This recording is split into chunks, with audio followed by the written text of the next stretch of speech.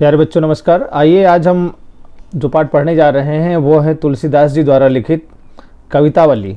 ठीक है, और कवितावली में से जो कवित्त का पहला पद है वो हमने पहले जो वीडियो है उसमें बता दिया है, पढ़ा दिया है, भावार्थ सहित उसको बता दिया है। अब ये जो दूसरा है उस पद को पढ़ने जा रहे हैं, उस कवित्त को पढ़ने जा रहे हैं। ठीक है, और इसको कवित्त छंद बोलते हैं।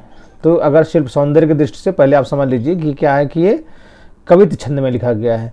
दूसरी बात ये है कि जब इसको आप पढ़ेंगे तो बड़े ही मर्मस्पर्शी ढंग से तुलसीदास जी ने उस समय की जो सामाजिक स्थिति थी, जो आजीविका की स्थिति थी, उसका वर्णन किया है। इन्होंने भुखमरी का वर्णन किया है कि कैसे क्या स्थिति थी। चलिए सबसे पहले पढ़ते हैं हम इसको, जो पद है इसको पढ़ेंगे और उसके बाद जो है जो इसका भावार्थ है वो आप लोगों को बताएंगे। और इसके साथ साथ इसमें जो है जो शिल्प सौंदर्य है, इसका जो काव्य सौंदर्य होता है उसको भी आपको बताया जाएगा। ठीक है, तो देखिए इसमें लिखा है इन्होंने सबसे पहले जो लाइन है कि खेती ना किसान को, भिखारी को ना भीख बली, बनिक को बनिज न चाकर को चाकरी, और जीविका विहीन लोग सीध्यमान सोच बस, कहाँ एक एकन सो कहाँ जाई का करी, वेद हूँ पुराण कही लोक हूँ बिलोकियत, सा करे सबय पे राम राम रे कृपा करी, और दारिद दशानन दबाई दुनि दीन बंधु, दुरित दहन देखी तुलसी हाहा करी।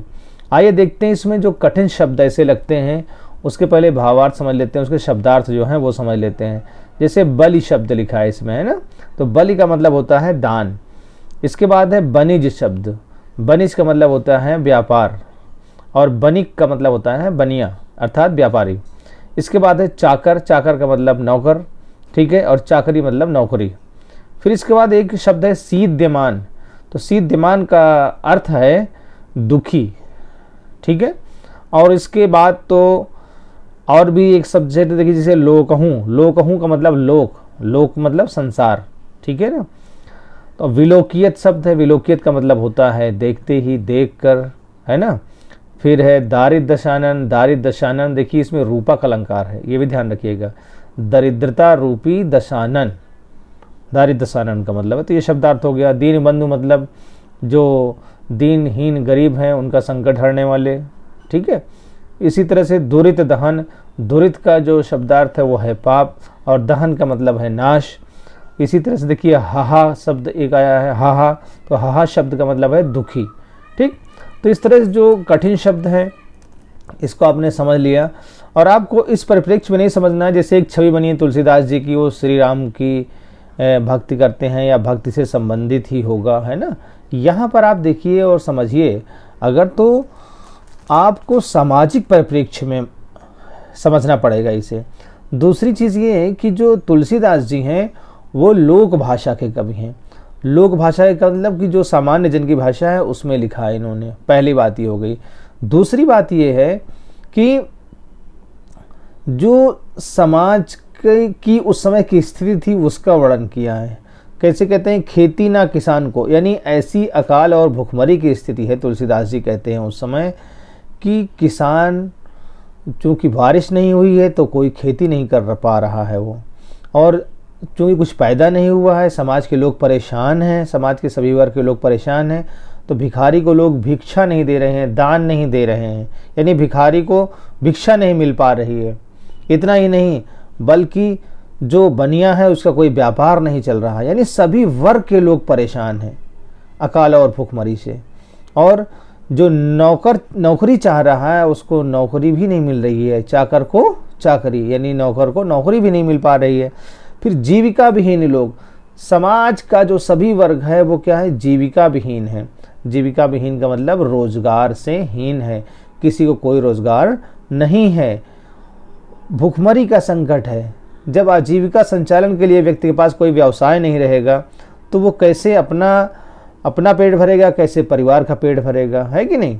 फिर इसके बाद देखिए इसमें कहते हैं कि जीविका विहीन लोग सीध्यमान सोच बस, सभी लोग दुखी हैं और यही सोचते रहते हैं, और आपस में दुख से भर करके, पीड़ा से भर करके, परेशान होकर के यही कहते हैं, कहाँ एक एकन सो, यानी एक दूसरे से, एक एकन सो मतलब एक दूसरे से कहते हैं कहाँ जाई का करी, अर्थात अब हम ऐसे कठिन क्षण में, कठिन समय में कहाँ जाएं, क्या करें। ठीक है, फिर यहाँ पर तुलसीदास जी कहते हैं कि वेद हूँ पुराण कहीं लोक हूँ विलोकियत। अब ऐसे भयंकर समय में, ऐसे कठिन समय में तुलसीदास जी कहते हैं कि वेद और पुराण कहते हैं और संसार के जो लोग हैं वो समझ बूझ करके, देख करके, विचार करके ये बात बताते हैं, लोग कहते चले आए हैं कि ऐसे सांकरे समय पे, सांकरे का मतलब संकट के समय में जो प्रभु श्री राम है वही कृपा करेंगे, यानी वही हमारे दुखों को हरेंगे, उन्हीं से हमारे जो दुख हैं वो दूर होंगे।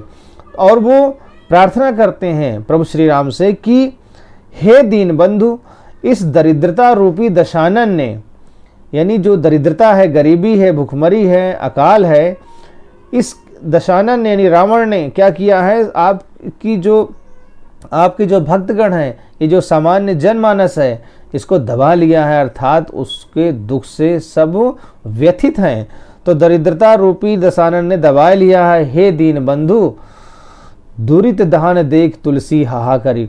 और उनकी ऐसी कठिन स्थिति देख करके, परेशानी की स्थिति देख करके, ठीक है, तुलसीदास जी हाहाकार कर रहे हैं, यानी दुखी होकर के प्रभु से प्रार्थना कर रहे हैं कि हे प्रभु, आप ही हम सबको, सामान्य जनमानस को इस संकट से उबार सकते हैं। ठीक है, अब यहाँ पर ये तो हो गया भावार्थ। अब इसके बाद जब शिल्प सौंदर्य की बात करेंगे तो शिल्प सौंदर्य में देखिए इसमें ब्रज भाषा है, कवित्त छंद है। ठीक, ब्रज भाषा, कवित्त छंद, और इसमें अकाल का वर्णन है, बेरोजगारी का वर्णन है। ठीक है, इसके बाद जो मैंने बताया था पहले कि दारिद्र दशानन यानी दरिद्रता रूपी दशानन, यहाँ पर कौन सा अलंकार है, रूपक अलंकार है।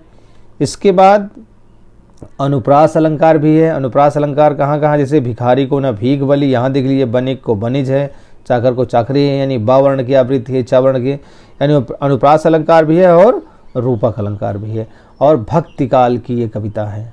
ठीक है, तो इतनी चीज़ें आप इसमें लिख सकते हैं। तो इसी दृष्टिकोण से आपको ये कविता पूरी समझ में आ गई होगी, मुझे ऐसा लगता है। और अगले वीडियो में हम इसके बाद का जो पद है वो बनाएंगे कि धूत कहो अवधूत कहो। तो धन्यवाद बच्चों, आप इसको बार बार देखिए, समझिए। ठीक है, हमने इसमें शब्दार्थ भी आपको बताया है और साथ ही साथ भावार्थ भी बताया है, और जो महत्वपूर्ण शिल्प सौंदर्य हैं वो भी बता दिए हैं। धन्यवाद बच्चों।